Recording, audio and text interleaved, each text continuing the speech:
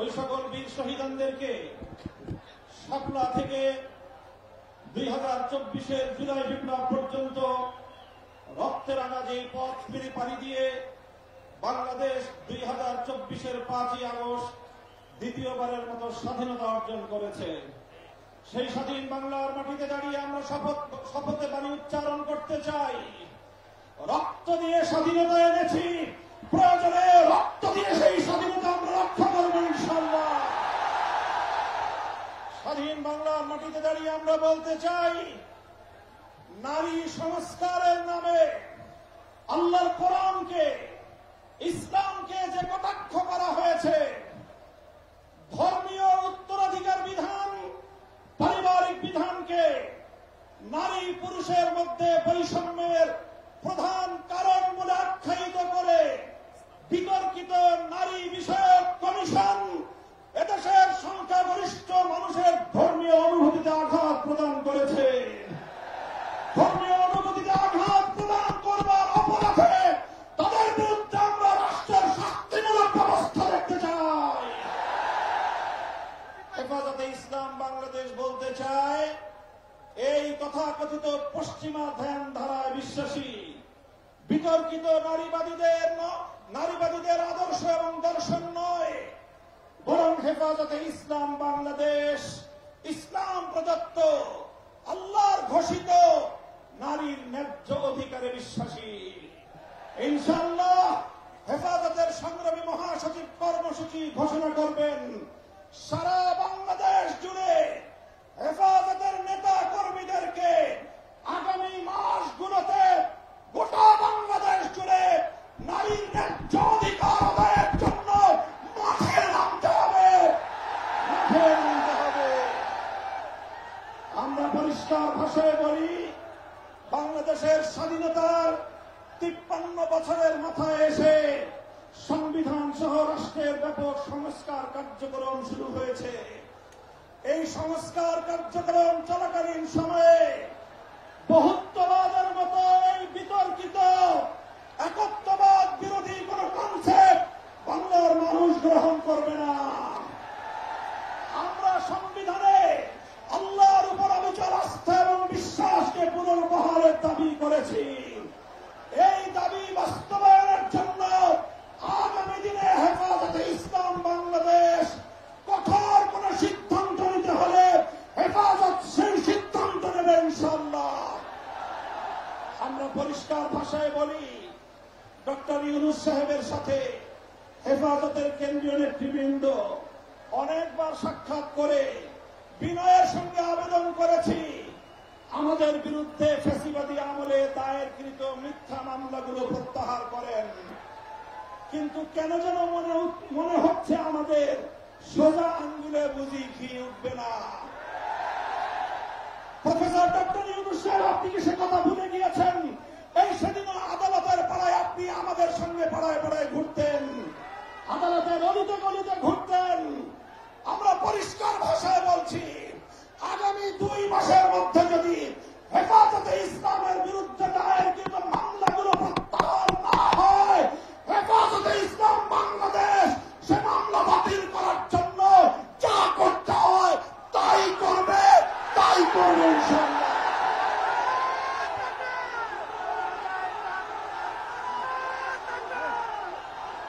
আমরা পরিষ্কার ভাষায় বলছি, জঙ্গি নাটকের মামলা সাজিয়ে আল্লাহ নবীর প্রকৃত উম্মত, নবী প্রেমিক উম্মত যাদেরকে কারাগারের 4 দেয়ালে বন্দী করে রাখা হয়েছে, যারা নবীর দুশমনদের বিপক্ষে পদক্ষেপ নিয়েছে, তারা গোটা উম্মতের কাছে হিরো, তারা গোটা উম্মতের হৃদয়ের মণি, চোখের মণি, হৃদয়ের প্রশান্তি। সেই সকল কারাবন্দী মজলুম নবী প্রেমিকদেরকে অবিলম্বে মুক্তি প্রদান করতে হবে। আমরা বলছি, আমরা ফিলিস্তিন ইস্যুতে গাজাবাসীর পক্ষে জায়নবাদী ইসরায়েলের আগ্রাসন এবং গণহত্যার বিরুদ্ধে গোটা বিশ্ববাসীর সঙ্গে আমরা সহমত।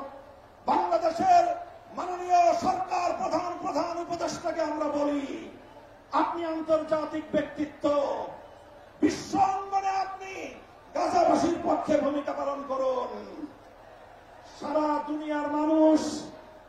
প্রতিবেশীর পক্ষে দাঁড়িয়েছে, সুদূর এই সবুজ বাংলার চত্বর থেকে আমরা সংহতি জানিয়েছি। কিন্তু আমাদের একটা আরো বড় দায়িত্ব এবং কর্তব্য দাঁড়িয়েছে আজ আমাদের প্রতিবেশী রাষ্ট্র ভারতের মুসলমানদের পক্ষে আওয়াজ উচ্চারণ করা, তাদের পাশে দাঁড়ানো। মুসলমানদের নিপীড়িত জনপদ, রক্তস্নাত ভূস্বর্গ কাশ্মীরকে আজ গুজরাটের কসাই একটি নরকে পরিণত করেছে। বিতর্কিত ওয়াকফ আইন সংশোধনী বিল 2025 পাশ করে শত শত বছর ধরে মুসলমানদের ব্যক্তিগত এবং তাদের যে প্রপার্টিগুলো আল্লাহর নামে ওয়াকফ করা হয়েছে, মসজিদ, মাদ্রাসা, কবরস্থান সহ ধর্মীয় কাজের জন্য, সেই ওয়াকফ সম্পত্তিতে সেই ভারতের হিন্দুত্ববাদী সরকার নখ বসাতে চায়, আঙুল বসাতে চায়, সে আঙুল আমরা ভেঙে গুড়িয়ে দেবো ইনশাআল্লাহ। আজ হেফাজতের এই গণসমুদ্র থেকে আমি ভারতের নিপীড়িত, নির্যাতিত মজলুম মুসলমানদেরকে আহ্বান জানিয়ে তাদেরকে আমরা আশ্বস্ত করতে চাই, ভারত জুড়ে তোমরা নরেন্দ্র মোদীর বিরুদ্ধে আন্দোলন গড়ে তোলো। তোমরা সকল নিপীড়ন বন্ধ করার জন্য মাঠে নেমে আসো। সীমান্তের এপার থেকে বাংলার 18 কোটি মানুষ তোমাদের সঙ্গে সংহতি করবে ইনশাআল্লাহ। সংগ্রামী সাথী ও বন্ধুগণ, প্রফেসর ডক্টর ইউনূস সাহেব এবং অন্তর্বর্তীকালীন সরকারকে আমরা একটা বার্তা দিয়ে দিতে চাই। মনে রাখবেন, 71 সালে এদেশের মুক্তিযোদ্ধারা বলেছিল আমরা পিন্ডির গোলামীর জিঞ্জির ছিন্ন করেছি, দিল্লির গোলামী করবার জন্য নয়। আজ 2024-এর জুলাইয়ের স্বাধীনতা সংগ্রামের পর আমি বলতে চাই, আমরা দিল্লির দাসত্বের শৃঙ্খল থেকে মুক্ত হয়েছি, নিউ ইয়র্কের গোলামী করবার জন্য নয়। যদি বাংলাদেশকে ওয়াশিংটনের দাস পরিণত করবার কোন পায়তারা করা হয়, আর যদি হিউম্যানিটারিয়ান করিডরের নামে আমার বাংলাদেশের বুকের উপর দিয়ে যদি বাংলাদেশের সার্বভৌমত্ব স্বাধীনতা হরণ করবার জন্য আমার স্বাধীন জনপদের 1 ইঞ্চি মাটি কেড়ে নেওয়ার জন্য যদি এই অপতৎপরতা চালানো হয়, চলমান এই অপতৎপরতা যদি বন্ধ না করা হয়, তবে আমি সারা দেশের দেশপ্রেমিক জনতাকে উদাত্ত আহ্বান জানাবো, যুদ্ধের প্রস্তুতি নাও, দেশের জন্য যুদ্ধের প্রস্তুতি নাও।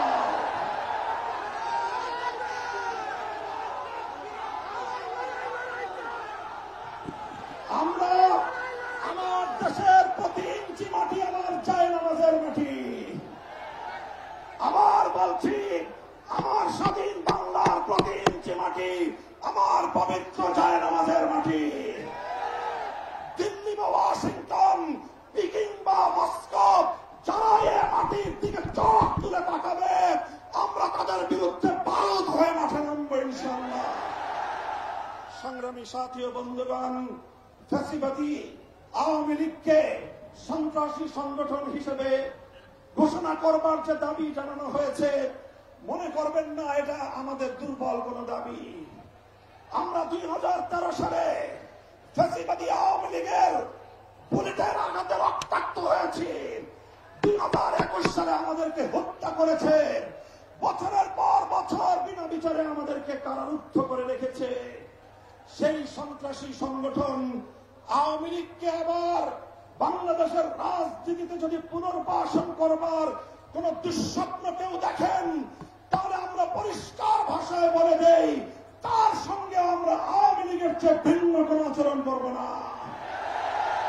শেখ হাসিনা গিয়েছে যেই পথে, আওয়ামী লীগের দালালরাও যাবে সেই পথে। কোন রাজনৈতিক দল অথবা সরকারের মধ্যে ঘাপটি মেরে বসে থাকা ফ্যাসিবাদের কোন দোসর যদি বাংলার রাজনীতিতে এই ফ্যাসিবাদী শক্তিকে পুনর্বাসিত করবার পায়ে তারা চালায়, তাদের সঙ্গে আমরা লড়াই করব ইনশাআল্লাহ। সংগ্রামী সাথী ও বন্ধুগণ, সর্বশেষ আমাদের কথা হলো এই, শাপলার শহীদ যারা শাহাদাত বরণ করেছেন, ইনশাআল্লাহ হেফাজতে ইসলাম বাংলাদেশ প্রতিটি শহীদ পরিবারের পাশে দাঁড়িয়েছে। শাপলার সকল শহীদদের পরিচয়গুলো যতটুকু সম্ভব ফ্যাসিবাদী আমলে অধিকাংশ বীর শহীদদের লাশ গুম করা হয়েছে, লাওয়ারিস হিসেবে তাদেরকে দাফন করা হয়েছে। সরকারের তৎকালীন গোয়েন্দা সংস্থার কাছে যদি তার কোনো তথ্য থেকে থাকে, আমি বর্তমান সরকারের কাছে দাবি জানাবো, আমার শাপলা চত্বরের বেওয়ারিশ হিসেবে দাফন হওয়া প্রতিটি লাশ, গুম হওয়া প্রতিটি শহীদের তথ্য উদ্ঘাটন করতে হবে, জাতির কাছে প্রকাশ করতে হবে। এর বাইরে গোটা বাংলাদেশে যতজন বীর শহীদান রয়েছেন, প্রত্যেক শহীদের পরিবারের সঙ্গে যোগাযোগ করে আমাদের সর্বশেষ ভেরিফিকেশন এবং যাচাইয়ের কাজ চলছে। ইনশাআল্লাহ আমরা শাপলার রক্তে রঞ্জিত এই মে মাসের মধ্যে হেফাজতে ইসলামের পক্ষ থেকে আমাদের ভেরিফাইড সেই সকল বীর জাতীয় শহীদদের পরিচয় এবং তাদের গৌরবগাথা ইতিহাস জাতির সামনে আমরা তুলে ধরবো ইনশাআল্লাহ। সেই সকল রক্তরাঙা শাপলার বীর শহীদদের স্মৃতি বিজড়িত ইমানের দুর্দমনীয় কাফেলা, শাপলা চত্বরের শহীদি কাফেলা হেফাজতে ইসলাম বাংলাদেশকে আমি আজ বাংলাদেশের স্বাধীনতার অতন্দ্র প্রহরী হিসেবে ঘোষণা করতে চাই। আমরা বলতে চাই, বাংলাদেশের ইসলাম এবং স্বাধীনতা এক সূত্রে গাথা। বাংলাদেশের ইসলাম এবং স্বাধীনতা এক সূত্রে গাথা। যারা বাংলাদেশে ইসলামের উপর আঘাত করে তারাই স্বাধীনতার দুশ্মন, তারাই স্বাধীনতার শত্রু। আগামী দিনে দেশ এবং ইসলাম স্বাধীনতার এই শত্রুদেরকে যেখানেই পাওয়া যাবে সেখানেই প্রতিহত করতে হবে, সেখানেই প্রতিহত করতে হবে। যদি এজন্য আমাদেরকে আরো জীবন দিতে হয়, যদি এজন্য আমাদেরকে আরো রক্ত দিতে হয়, আরো ত্যাগ আর কোরবানি স্বীকার করতে হয়, যদি আরো বড় করে নজরানা পেশ করতে হয়, শাহাদাতের রক্ত দেওয়ার জন্য জীবন বিপন্ন করে দেশ এবং ইসলামকে রক্ষা করার জন্য আল্লামা বাবু নগরীর হাতে শপথ গ্রহণ করতে কারা কারা প্রস্তুত আছো? হাত তুলে শপথ করো।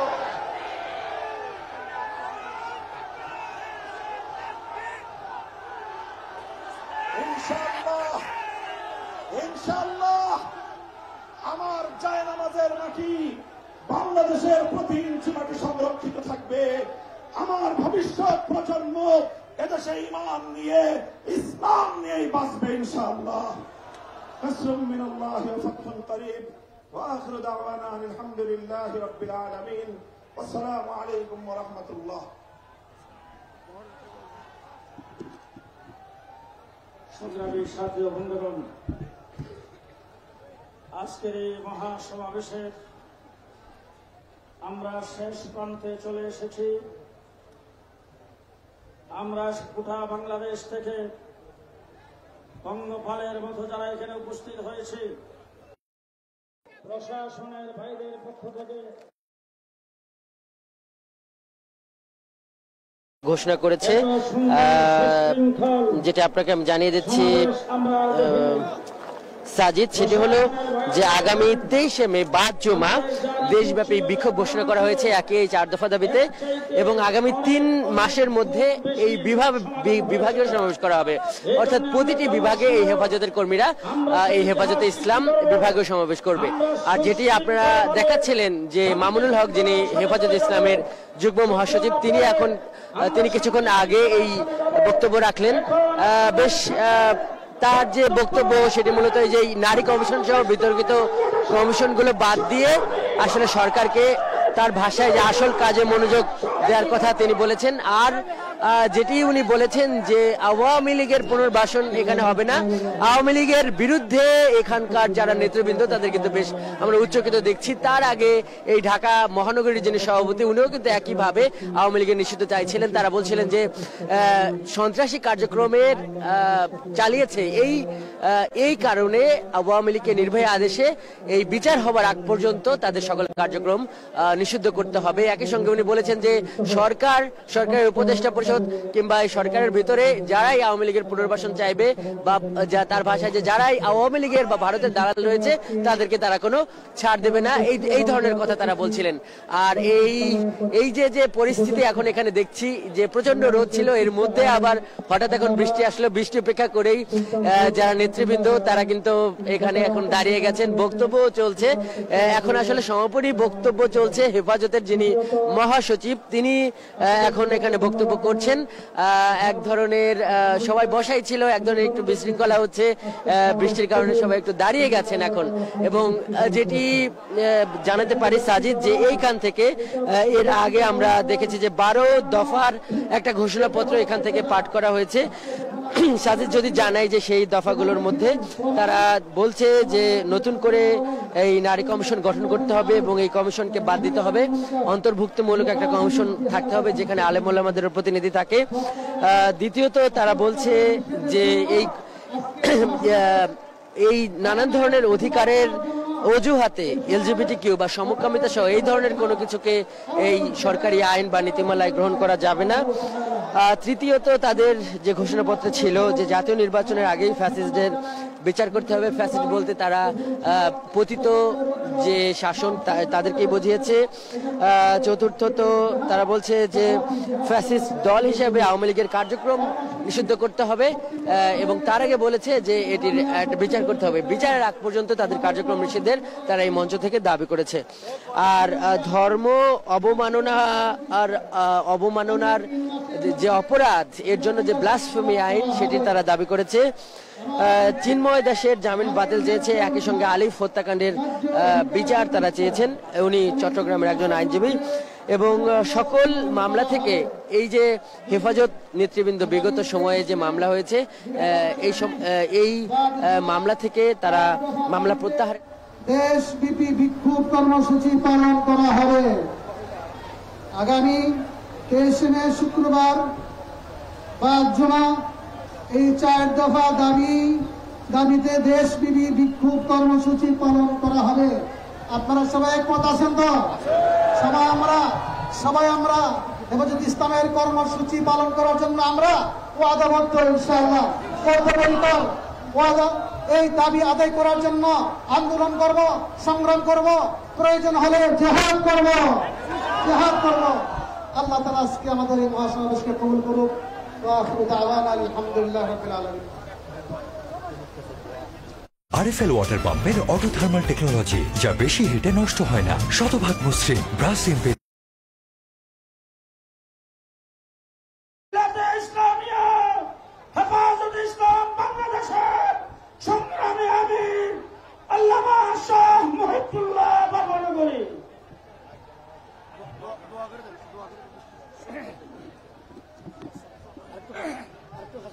اللهم صل على محمد وعلى ال محمد كما صليت على ابراهيم وعلى ال ابراهيم. اللهم انصر من نصر دين محمد صلى الله عليه وسلم واخذل من خذل دين محمد صلى الله عليه وسلم. اللهم انصر الاسلام والمسلمين واخذل الكفرة والمبتدعة والمشركين. اللهم شتت شملهم، اللهم مزق جمعهم، اللهم دمر ديارهم، اللهم خالف بين كلمتهم، اللهم خالف بنيانهم. يا حي يا قيوم برحمتك استغيث. اللهم احفظنا فانك خير الحافظين، اللهم ارحمنا فانك خير الراحمين، اللهم ارزقنا فانك خير الرازقين. يا حي يا قيوم برحمتك استغيث. ربنا تقبل منا انك انت السميع العليم وتب علينا انك انت التواب الرحيم. وصلى الله تعالى على خير خلقه محمد واله وصحبه اجمعين. بجود سبحان ربك رب العزه عما يصفون والسلام عليكم.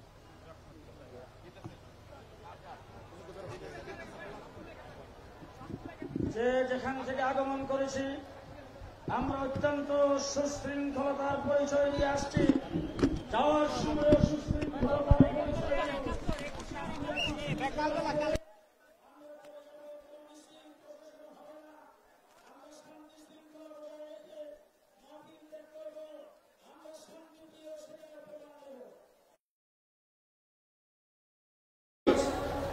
জনাব হাসনাত আব্দুল্লাহ এবার আপনাদের সামনে বক্তব্য রাখবেন